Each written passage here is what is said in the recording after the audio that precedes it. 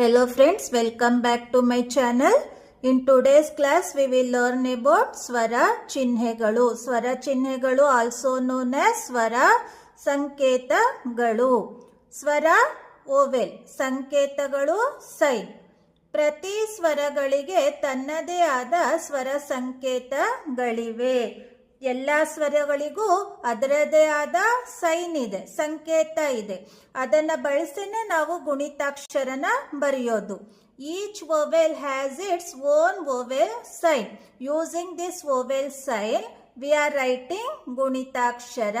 ಸ್ವರಗಳು ಯಾವುದು? ಸ್ವರಗಳು 13. ಅ, ಆ, ಇ, ಈ, ಉ, ಊ, ರು, ಎ, ಐ, ಓ, ಓ, ಔ, ಅಂ, ಅಹ. ಅಂ, ಅಹ ಯೋಗವಾಹಗಳು. ಯೋಗವಾಹಗಳಾಗಿದ್ರೂ ಸಹ ನಾವು ಇದನ್ನ ಗುಣಿತಾಕ್ಷರದಲ್ಲಿ ಬಳಸೋದ್ರಿಂದ ಇದಕ್ಕೂ ಕೂಡ ಸ್ವರ ಸಂಕೇತಗಳನ್ನ ಬಳಸ್ತಾ ಇದ್ದೀವಿ. ಈಗ ಯಾವ ಸ್ವರಗಳಿಗೆ ಯಾವ ಸ್ವರ ಸಂಕೇತ ಇದೆ, ಅದರ ಹೆಸರೇನು ಅಂತ ಉದಾಹರಣೆಯೊಂದಿಗೆ ನೋಡ್ತಾ ಹೋಗೋಣ.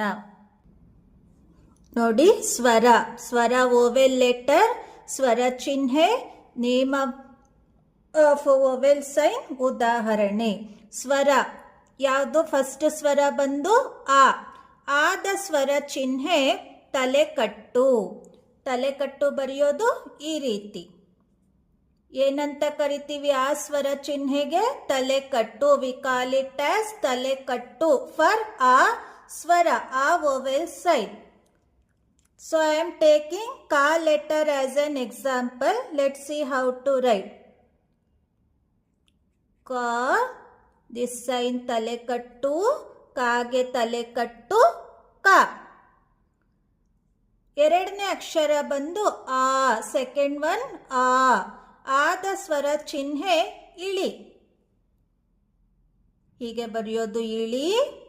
ಏನಂತ ಕರಿತೀವಿ? ಇಳಿ. ಇದರ ಹೆಸರು ಬಂದು ಇಳಿ. ಈಗ ಕಾಗೆ ಹೇಗೆ ಬರೆಯೋದು? ಕ. ಈ ಸ್ವರ ಸಂಕೇತ ಹಾಕಿ ಇಳಿ. ಕಾಗೆ ಇಳಿ, ಕ. ಮೂರನೇ ಅಕ್ಷರ ಇ. Third one E.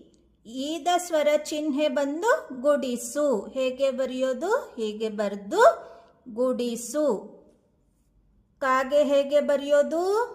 ಕ ಅಕ್ಷರ, ಈ ಸ್ವರ ಸಂಕೇತ ಹಾಕಿ ಕಿ. ಕಾಗೆ ಗುಡಿಸು ಕಿ. ನಾಲ್ಕನೇದು ಈ. ಫೋರ್ತ್ ಒನ್ ಈ.